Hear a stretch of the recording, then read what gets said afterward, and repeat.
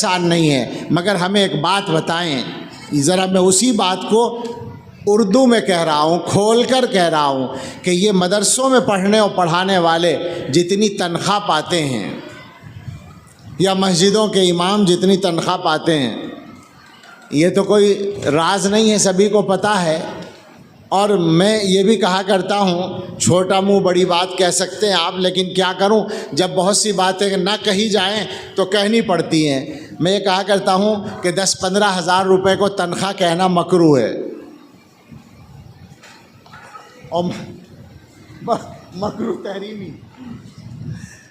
30,000 سے کم کو تنخواہ کہنا بالکل مناسب نہیں لگتا، یعنی 1,000 روپے روزانہ تو آدمی کو ملے، اس سے خرچہ چل سکتا ہے تھوڑا بہت مناسب انداز میں۔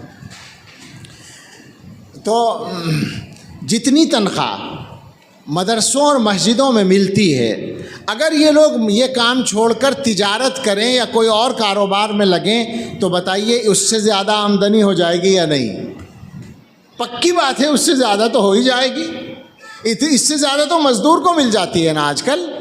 ہمارے یہاں مستری کے ساتھ، یعنی وہ جو تعمیر والا ہے اس کے ساتھ میں جو مزدور لگتا ہے، میرے خیال سے ابھی تک 500 چل رہے ہیں کافی عرصے سے، بعض جگہ 600 ہو گئے ہیں، تو 500 کا مطلب ہوا 15,000۔